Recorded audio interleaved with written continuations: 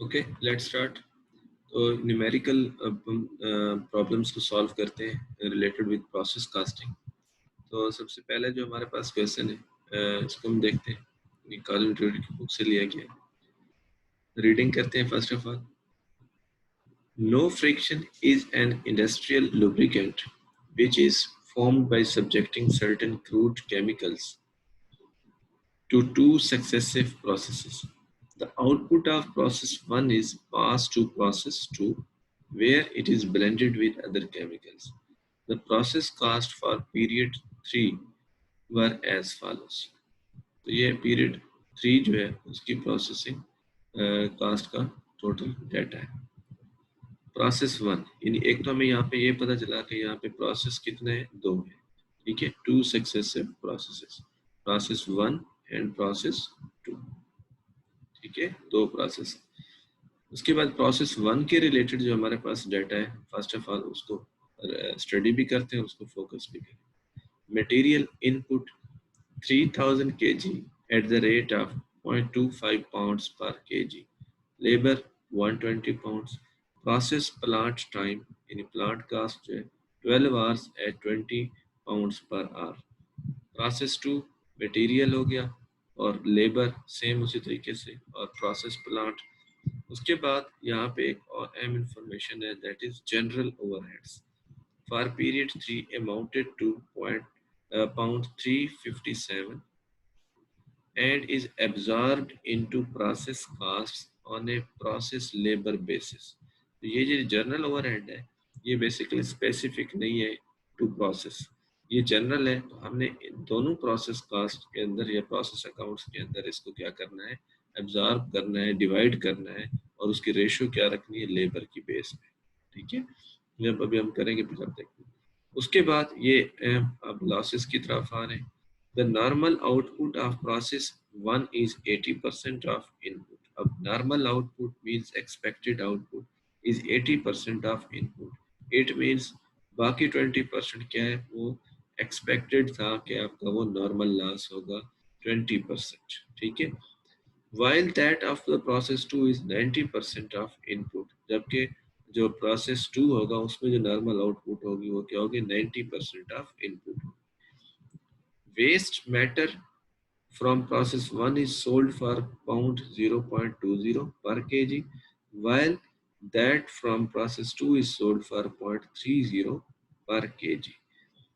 उसके बाद जो आउटपुट है उस पे आ जाते हैं। आउटपुट मीन्स अब ये एक्चुअली आउटपुट हमारी क्या होगी। एक्चुअल आउटपुट या the output for the period 3 was as follows. Process 1 2300 kg and process 2 4000 kg. उसके बाद then again important information, there was no stock or work in progress or process at either at the beginning or at the end of the period। यानी यहाँ पे क्या है, no opening work in process and no closing work in process। ठीक है, लेकिन losses के बारे में इंफॉर्मेशन, लॉसेस की में यू आर रिक्वायर्ड, सॉरी पहले इंफॉर्मेशन ये कंप्लीट कर लें। There was no stock or work in process at either at the beginning or end of the period, and it may be assumed that all available waste matter had been sold at the price indicated। यानी जो waste matter था ये वाला, वो क्या था, scrap जो था वो जिस प्राइस को मेंशन किया गया, इंडिकेट किया गया, उसी पे ही सेल आउट हो गया। You are required to show how the foregoing data would be recorded in system of cost accounts। अब ये देखिए इंफॉर्मेशन भी क्या है आपके पास, क्लियर नहीं है कि आपने करना क्या है। कास्ट अकाउंट्स में ये रिकॉर्ड्स कैसे होंगे ये आपने बताना। अब रिकॉर्ड्स में सिर्फ प्रोसेस कास्ट या प्रोसेस अकाउंट नहीं आता, बल्कि जो भी यहाँ पे डाटा मेंशन किया गया है आपने सबको शो करना है कि वो कास्ट अकाउंट्स में किस तरीके से रिकॉर्ड हो। ठीक है, तो अगेन मैं वही जो टिप्स थी to solve the numeric questions उसको फॉलो करते हुए हम इस क्वेश्चन को सॉल्व करते हैं। ठीक है जी, तो सबसे पहला जो काम है वो हमने फोकस अपने जहन में किसको करना है, प्रोसेस 1, नंबर 1। अब स्टेप्स जो है उनमें हमारे पास जो स्टेप 1 है वो अगर हम देखें तो वो क्या है, कैलकुलेशन ऑफ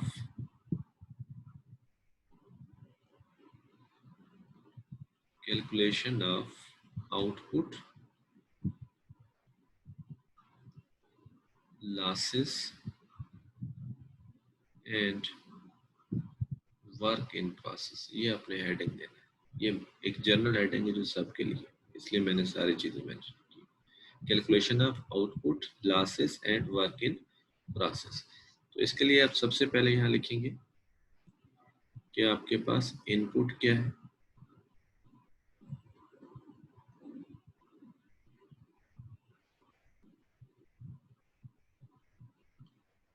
तो इनपुट आपके पास कितने देखें 3000 kg, ठीक है। तो यहाँ से आप क्या करेंगे, जो आपके पास नॉर्मल लॉस है, जो एक्सपेक्टेड लॉस है, वो यहाँ से माइनस कर दें, और ये कितना है 20% है इन प्रोसेस वन, ठीक है। मैं यहाँ लिख भी देता हूँ कि ये प्रोसेस वन के रिलेटेड है। ये 20% हमें कहाँ से पता चला, क्योंकि क्वेश्चन के अंदर उन्होंने ये मेंशन किया हुआ है कि हमारी जो आउटपुट है, यहाँ पे देखिए the normal output of process one is 80% of input. तो इसका मतलब है 20% ऑफ इनपुट क्या है हमारे पास, नॉर्मल लॉस है। तो ये हमें इंफॉर्मेशन यहाँ से, अब 20% ऑफ इनपुट मीन्स अगर 3000 का 20% आप कैलकुलेट करें तो इट बिकम्स 600 kg। ये आप माइनस करते हैं तो आपके पास जो आंसर आ जाता है दैट इज 2400 kg, और इसको हम क्या कहते हैं, एक्सपेक्टेड और नॉर्मल आउटपुट, एक्सपेक्टेड और नॉर्मल आउटपुट, ठीक है। कि ये होना चाहिए हमारे आउटपुट, ये होना चाहिए। अब देखते हैं कि एक्चुअली इन प्रोसेस में क्या हुआ, क्या यहाँ पे आपके पास कोई क्लोजिंग वर्क इन प्रोसेस है, तो उन्होंने मेंशन कर दिया था कि कोई नहीं है, इसका मतलब ये नहीं है। उसके बाद एक्चुअल आपके आउटपुट क्या है, तो ये आप यहाँ पे देख सकते हैं प्रोसेस वन की एक्चुअल आउटपुट क्या है, ये देखें 2300 kg। यानी आपको एक्सपेक्टेड था कि 2400 kg होगा, लेकिन जो एक्चुअल आउटपुट है वो 2300 kg। 100 यूनिट्स आपके मजीद कम हो गए, तो that 100 units will be considered as abnormal loss, that 100 units will be considered as abnormal loss। क्यों, क्योंकि हमारा जो लॉस है वो क्या हुआ, मोर देन एक्सपेक्टेशन हो गया।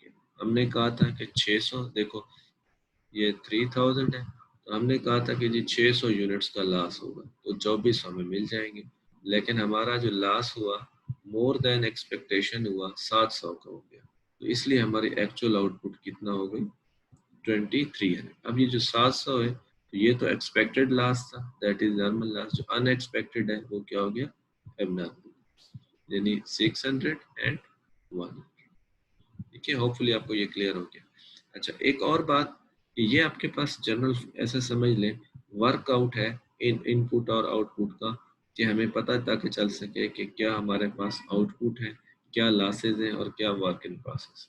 तो समटाइम्स यहाँ पे कैलकुलेशन थोड़ा सा डिफिकल्ट हो सकती है, आपको हो सकता है इनपुट यूनिट्स बताए ही ना जाए, बल्कि बाकी चीज़ें कोई एलिमेंट्स दे दिए जाए। तो यहाँ पे प्लस माइनस करके रिवर्स मेथड के थ्रू तो आप ये सारी चीज़ें कैलकुलेट कर सकते हैं, कोई भी इनमें से मिसिंग फिगर अगर हो, ठीक है। तो ये स्ट्रेट फॉरवर्ड सम टाइम ऐसे नहीं भी हो सकता कि जैसे हमने अभी प्लस माइनस करते हैं, तो हो सकता है कि सम टाइम क्या हो, आपको ये थोड़ा सा टेक्निकल हो जाए और इसमें से कोई चीज़ें गिवन हो और कोई ना हो, तो आप उन्हें यानी अपना एक स्किल्ड नॉलेज देख के, स्किल्स देख के उसे सॉल्व करना। तो ये था जी हमारे पास calculation of output, losses and work in process. उसके बाद ये स्टेप वन है। स्टेप टू में हमने कैलकुलेट करना होता है, जो हमारे पास वर्कआउट प्लान है वो होता है इक्विवेलेंट प्रोडक्शन यूनिट। तो अब यहाँ पे क्या करना है, नो नीड, ये आपको सिर्फ समझाने के लिए। क्यों, क्योंकि opening and closing work in process exist नहीं करते, ठीक है, क्योंकि ये इन पे डिपेंडेंट होता है जब हमने ईपीयू बनाना। ये इस क्वेश्चन में नहीं है, तो अभी हम इसको नहीं सीख रहे या नहीं बना। स्टेप थर्ड एंड फोर्थ, इनको इकट्ठे करना है। आपने क्या करना है जी, प्रिपेयर करनी है स्टेटमेंट ऑफ कास्ट। प्रिपेयर करनी है statement of cost by elements of cost, the elements of cost, यानी मटेरियल, लेबर एंड ओवरहेड्स को सामने रखते हैं। ठीक है,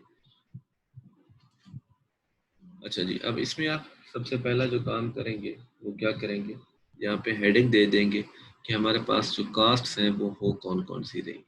तो आपने क्वेश्चन में देखा भी है, मैं यहाँ पे मेंशन कर देता हूँ, आपको रिकॉल भी हो जाएगा। एक तो मटेरियल कास्ट है हमारे पास जो हो रही है, एक लेबर कास्ट है जो हमारे पास हो रही है, और उसके बाद एक हमारे पास प्लांट ओवरहेड्स है, और चौथा जो है हमारे पास वो जनरल ओवरहेड्स है जो इस क्वेश्चन में गिवन है। ठीक है, ये अभी हम इनको रिव्यू करते हैं। देखिए प्रोसेस वन में material, labour, process, plant in time उसका ओवरहेड्स है, और उसके बाद यहाँ पे जो जनरल ओवरहेड है वो हमारे पास यहाँ पे दे दिया गया है। General overheads for period 3 amounted to 357 and is absorbed into process costs on a process labor basis। तो इसको हम देखते हैं अभी बात। ओके जी, प्रोसेस वन के पास के हवाले से हमारे पास जो मटेरियल की कास्ट है वो क्या है, 3000 kg एट पाउंड 0.25। अब देखिए इसको हम किस तरीके से अब सॉल्व करते हैं। मटेरियल जो है हमारे पास 3000 kg है और पाउंड्स क्या है 0.25। ये फर्स्ट ऑफ ऑल मैं इनको मेंशन करना चाह रहा हूँ। तो अगर मैं इसको सॉल्व करूं तो ये हमारे पास बन जाता है 120, यानी पाउंड्स में अगर मैं इसको लिखूं तो ये 120।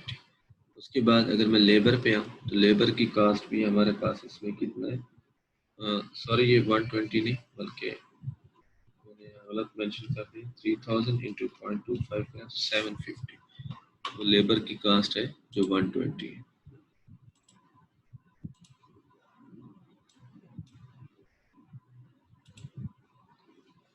तो ये जब हमने मल्टीप्लाई किया तो दिस इज 750, और जो हमारे पास लेबर की कास्ट है वो कितना है 120 पाउंड्स।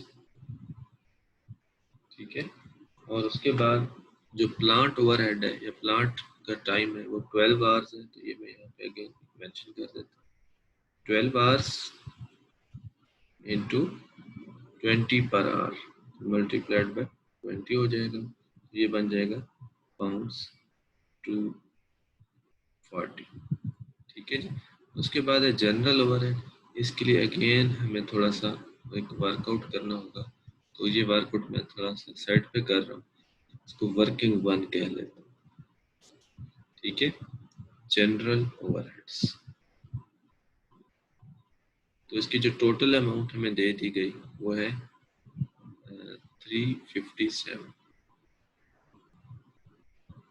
357 पाउंड्स। ठीक है, और इसको अपने एब्जॉर्ब करना है in process cost based on labour, यानी बेस्ड ऑन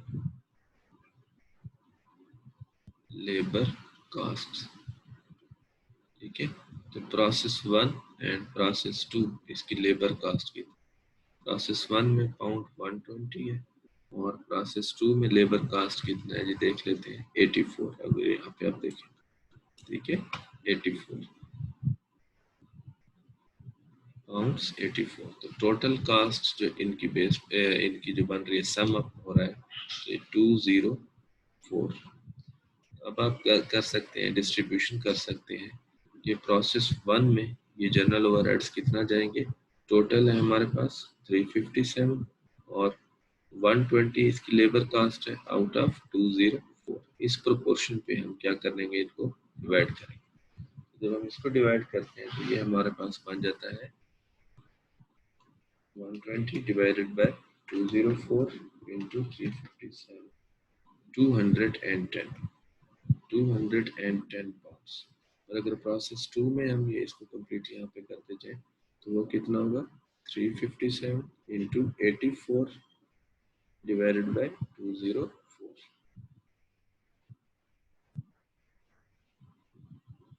ये हमारे पास बन जाएगा जी 84 डिवाइडेड बाय 204 इंटू 357, 147। तो ये जो जनरल ओवरहेड के हमने ये वर्कआउट किया है चीज़, ये ज़रूरी नहीं कि ये आपके पास हर न्यूमेरिक में हो। तो ये स्पेसिफिक इश्यूज होते हैं जो किसी किसी क्वेश्चन में ऐसे दे दिए जाते हैं। तो एनी हो, अभी हम क्योंकि प्रोसेस 1 को देख रहे हैं तो प्रोसेस 1 में हम जो वैल्यू टेक करेंगे वो 210। ये देखिए जी हमने ये लिख लिया 210, राइट। अब हमने जो हमारे पास कास्ट थी, एलिमेंट ऑफ कास्ट, वो हमने यहाँ पे लिख ली, जिसमें हमारे पास स्टेप 3 और स्टेप 4 थे। Net process cost by element of cost, ये हमने लिख लिया। अब हमने क्या करना है नेक्स्ट स्टेप, अगर क्वेश्चन के अंदर स्क्रैप वैल्यू गिवन है तो आप ये देखें स्क्रैप वैल्यू, ठीक है। आप एक तो ये देखें कि स्क्रैप वैल्यू किसकी, आपने सिर्फ यहाँ से मैनेज करनी है जो नॉर्मल लॉस की, ठीक है। Scrap value of normal loss ये मैं मेंशन कर। अब 600 kg हमारे पास क्या है, नॉर्मल लॉस है जो कि एक्सपेक्टेड था इन प्रोसेस 1। और आपने हर स्क्रैप वैल्यू का जो केजी स्क्रैप केजी है वो आपने कितने में सेल आउट किया in process 1। Waste matter for from process 1 is sold for 0.20 pounds per kg. यहाँ पे आप देखें 0.20 पाउंड्स पर केजी। ये आप क्या करते हैं, यहाँ से माइनस कर देते हैं को मल्टीप्लाई करके। तो ये आपके पास आंसर जो बन रहा है 120 जब आप इन दोनों को मल्टीप्लाई करें, ठीक है। तो आपके पास जो नेट मटेरियल कास्ट है क्या हो जाएगी, कम हो जाएगी, क्योंकि स्क्रैप की रिकवरी दी हुई थी। तो ये बन जाता है जी 630, ठीक है। अब आप यहाँ पे थे क्योंकि कोई वैल्यूज नहीं है, अगर आप इनको सेम पैटर्न में लिखना चाहें तो दोबारा से इनको वैल्यू जो है नीचे लिख लें ताकि ये सिमेट्री का है, ठीक है। अब आपने ये जो नेक्स्ट काम करना है वो क्या है, पर यूनिट कास्ट को कैलकुलेट करना है, पर यूनिट कास्ट को कैलकुलेट करना है, ठीक है। तो आप क्या करेंगे, इन पर एलिमेंट जो कास्ट आपके पास गिवन है इससे क्या करेंगे, डिवाइड करेंगे जो हमारे पास यूनिट्स है। अब यूनिट्स नॉर्मली यहाँ पे जो यूज होते हैं वो इक्विवेलेंट प्रोडक्शन यूनिट्स, लेकिन क्योंकि हमारे पास इक्विवेलेंट प्रोडक्शन अवेलेबल ही नहीं है तो हमारे पास जो एक्सपेक्टेड यूनिट्स है हम उन पे इसको क्या कर देंगे, डिवाइड कर देंगे एक्सपेक्टेड यूनिट्स। तो एक्सपेक्टेड यूनिट्स अगर हम देखें तो हमारे पास कितना है 2400 kg, यानी हम क्या करेंगे, डिवाइड कर देंगे 2400 kg में तमाम कास्ट, 2400, 2400 एंड 2400 सबको डिवाइड करेंगे ताकि हमारे पास per unit cost by element of cost calculate हो।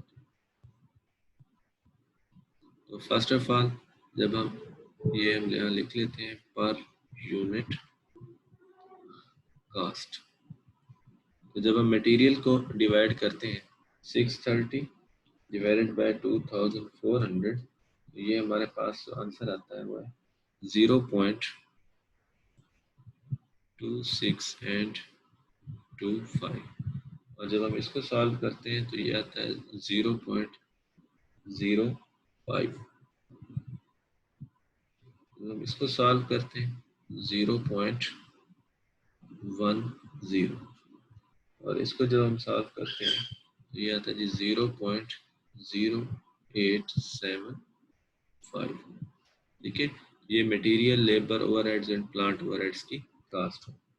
और अगर आप इसको टोटल एवरेज कास्ट करें, total average cost per unit,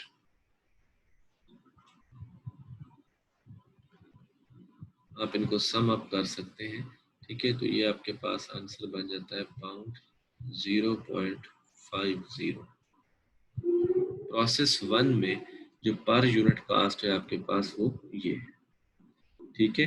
अच्छा जी, अब इसका आसान हल, लेकिन वो आपके आगे जो न्यूमेरिकल हमने क्वेश्चंस कर रहे हैं उसमें काम आने वाला नहीं होगा नॉर्मली।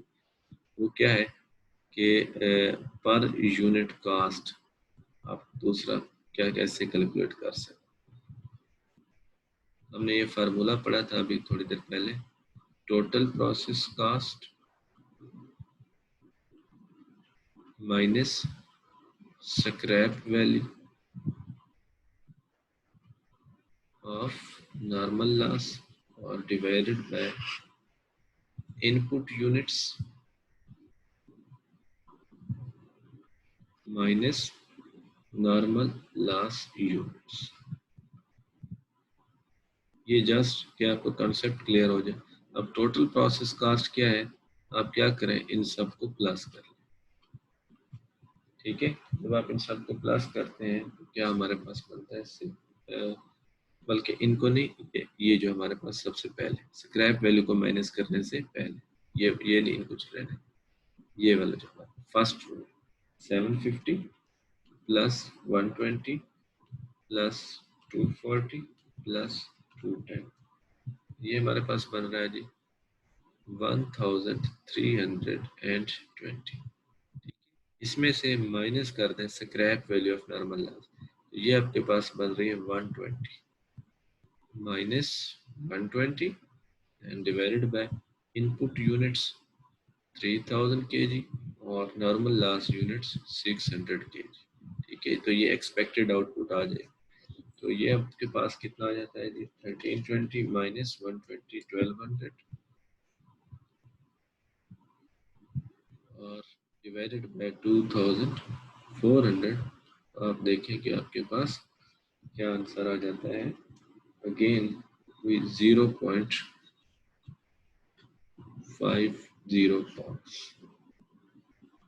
ठीक है। तो ये यहाँ पे जस्ट प्रूव करना था कि हम नॉर्मल लॉस की कैलकुलेशंस को और गुड आउटपुट को किस तरीके से पर यूनिट उसकी कास्ट को कैलकुलेट करते हैं।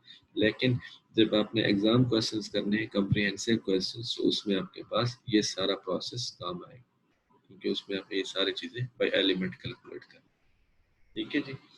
नेक्स्ट स्टेप, इसमें 3 और 4 हमारे पास हो गया। फिफ्थ जो स्टेप है वो है statement of evaluation. Statement of evaluation,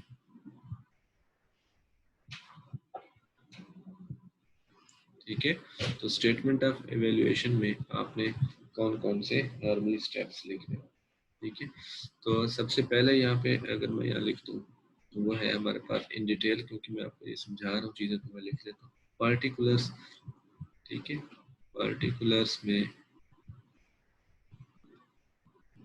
अब हमारे पास यहाँ पे ओपनिंग वर्क इन प्रोसेस नहीं है, तो हम डायरेक्टली यहाँ पे क्या लिखते हैं, कास्ट ऑफ यूनिट्स कंप्लीटेड। इसको आपने मैच करना है जो आपके पास नोट्स में गिवन है फॉर्मेट, उसके साथ कास्ट ऑफ यूनिट्स कंप्लीटेड। अब मैं यानी कंप्लीटेड मैंने यहाँ लिख दिया है, चाहे वो ट्रांसफर टू नेक्स्ट प्रोसेस है, चाहे वो अगर वो फिनिश्ड गुड स्टोर रूम में रखवा दिए तो है, तो वो कंप्लीटेड, तो इसलिए मैंने यहाँ पे कास्ट ऑफ यूनिट्स कंप्लीटेड लिखा। तो कास्ट ऑफ यूनिट्स कंप्लीटेड यानी जो एक्चुअल हमारे आउटपुट दिया वो याद है, वो कितना है 2300 kg, जो हमारी एक्चुअल आउटपुट है, ठीक है। फिर हमने यहाँ उनकी जो फॉर्मेट को यूज किया था वो एलिमेंट ऑफ कास्ट की बेस पे, ठीक है। यानी यहाँ पे मैं लिख लेता हूँ एलिमेंट ऑफ कास्ट,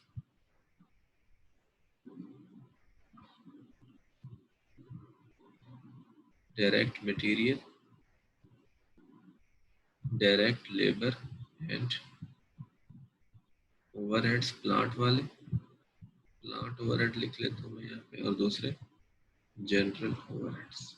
ठीक है, तो डायरेक्ट मटेरियल की आपके पास जो पर यूनिट कास्ट है वो आप यहाँ पे ऊपर कैलकुलेट की हुई है 0.2625, 0.2625। डायरेक्ट लेबर की जो कास्ट है 0.05, फिर 0.01 की जो पर यूनिट कास्ट है, और यहाँ पे 0.0875। अब यहाँ पे लिखा है जी यूनिट्स। अब यूनिट्स जो है वो ईपीयू के हो सकते हैं, कोई भी हो सकते हैं, क्योंकि यहाँ ईपीयू नहीं था, हमारे पास जो कंप्लीटेड यूनिट्स हैं वही हम यहाँ लिख लेंगे 2300, 2300, 2300 एंड 2300 यूनिट्स। उसके बाद यहाँ पे इनकी क्या आ जाएगी, टोटल कास्ट आ जाएगी इन पाउंड्स। तो आप इनको जब मल्टीप्लाई करेंगे पर यूनिट के साथ, इसको देखते हैं हमारे पास क्या 2300 इंटू 0.2625। तो ये फर्स्ट वन इज 603.75, और उसके बाद 115, उसके बाद 23, and then 201.25। ठीक है, तो ये हमारे पास, इसको टोटल कर लेते हैं 603.75 प्लस 115 प्लस 23 प्लस 201.25।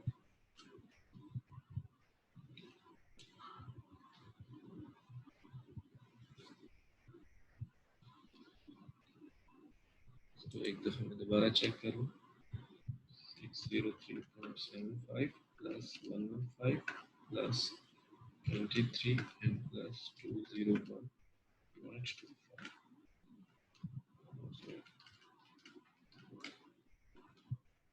यहाँ पे कुछ मिस्टेक है, देखिए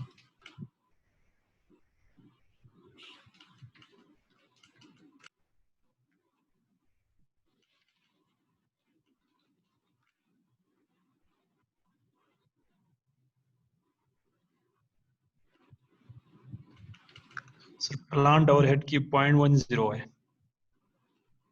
इसकी प्लांट ओवरहेड की जो पर यूनिट हाँ कास्ट है वो 0.10। 0.10, ठीक है, और हमने 01 लिखा हुआ है तो वो 0.10। गुड। तो यहाँ पे हमारे पास यहाँ पे थोड़ी सी मिस्टेक है जी। हमारे पास जो प्लांट की कास्ट है, मैं इसको रेड हाईलाइट कर लेता हूँ 0.10, राइट। तो 2300 इंटू 0.10 हमारे पास हो जाता है जी 230। प्लस करते हैं जी again 0.75 plus 115 plus 230 plus 201.25। It becomes 1150। तो अब ये है जी हमारे पास कास्ट ऑफ यूनिट्स कंप्लीटेड, यानी जो फिनिश्ड गुड्स। ओके, अब इसी तरीके से आप स्ट्रेट फॉरवर्ड, ये कंफ्यूज नहीं होना इसमें, क्योंकि मैं आपको डिटेल में भी बता रहा हूँ और इसके साथ साथ एलिमेंट वाइज भी बता रहा हूँ। आप डायरेक्टली यहाँ पे ये लिख सकते थे एलिमेंट ऑफ कॉस्ट की बजाय कि ये जो 2300 आपके यूनिट्स कंप्लीटेड हैं, तो पर यूनिट कॉस्ट आपकी कितना है 0.50। तो डायरेक्टली करेंगे तो आपके पास स्ट्रेट फॉरवर्ड 1150 आ जाएगा। तो ये आपको लेबोरियस वर्क करने की ज़रूरत नहीं पड़ेगी, लेकिन ये इम्पोर्टेंट इस वजह से है समझाना, आगे जो क्वेश्चन आएंगे तो उनमें आपको ऐसा करना पड़ सकता है। अच्छा जी, उसके बाद यानी एक हमारे पास कास्ट ऑफ यूनिट्स कंप्लीटेड, उसके बाद हमने यहाँ लिखना होता है cost of closing work in process, cost of closing work in process, तो ये है नहीं। उसके बाद कास्ट ऑफ एबनॉर्मल लॉस, तो ये हमारे पास मौजूद है। ठीक है, तो अब इसको आप क्या कर सकते हैं, कास्ट ऑफ जो एबनॉर्मल लॉस है कितने यूनिट से, 100 यूनिट से। अगर आप थोड़ा सा इसको देखो, ठीक है, नॉर्मल लॉस के यूनिट्स कितने हैं हमारे पास, 100 kg, ये देख सकते हैं। तो इसको भी आपने क्या करना है, वन वे इज कि आप एलिमेंट ऑफ कॉस्ट कैलकुलेट करें, 100 से सारी चीज़ों को 1 by 1 मल्टीप्लाई करें। और दूसरा वे क्या है कि आप इन 100 यूनिट्स को सेम वैसे ट्रीट करें जैसे गुड यूनिट्स, हमने ऊपर पहले भी बात की थी कि पर यूनिट से मल्टीप्लाई करें। ठीक है, तो ये मैं अभी इन शॉर्ट इसको इस तरह से कर रहा हूँ। एलिमेंट वाइज करेंगे तो सेम इसी तरीके से, ये आपके पास बन जाएगा पाउंड्स 50। ये अब हमने यहाँ पे सारे वो वर्कआउट चीज़ें कर ली हैं जो इम्पोर्टेंट है टू कैलकुलेट या टू कंप्लीट प्रोसेस अकाउंट। अब आप यहाँ पे देखें, हम क्विकली प्रोसेस अकाउंट को कंप्लीट कर लें। प्रोसेस अकाउंट 1, प्रोसेस 1 जो है,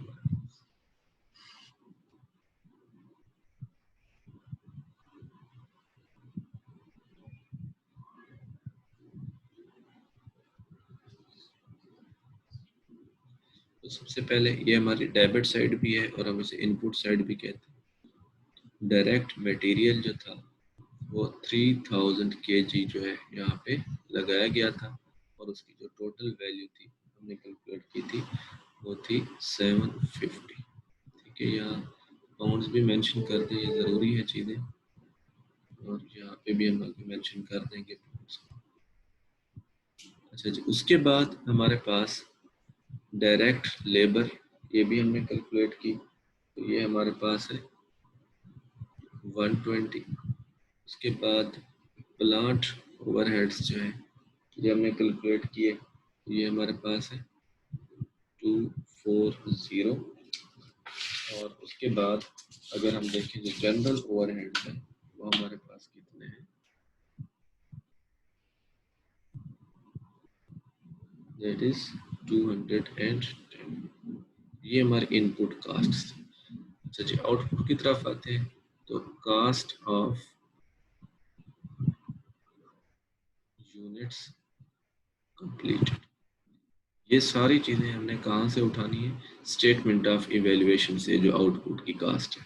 ठीक है, आउटपुट की कास्ट में कास्ट ऑफ यूनिट्स जो कंप्लीटेड है वो हमारे पास क्या है, 1150 है। देख रहे हैं, ये सारा कुछ आउटपुट की कास्ट यहीं से उठाना है।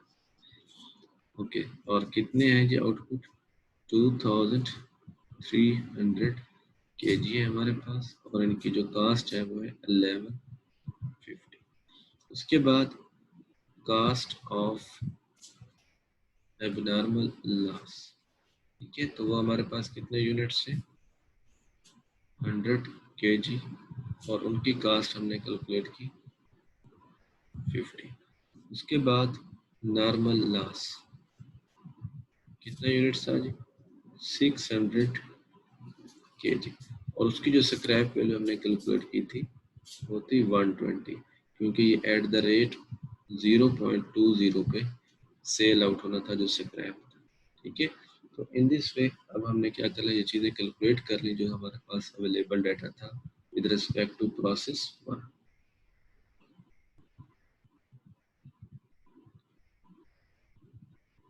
ठीक है, अगर आप इसको टोटल करें तो 3000 kg input is reconciled with again KGs में 3000 kg, एंड कास्ट में अगर आप इसको सम अप करें तो ये बन जाएगा 1320 पाउंड्स, और अगर आप इसको भी कैलकुलेट करें तो ये बन जाएगा 1320 पाउंड्स। तो दैट्स इट। तो ये था जी आपके पास प्रोसेस 1 को कंप्लीट करना, कि किस तरीके से हमने इसमें फर्दर स्टेप्स लिए और इनको कास्ट अकाउंट्स में जो है अकाउंट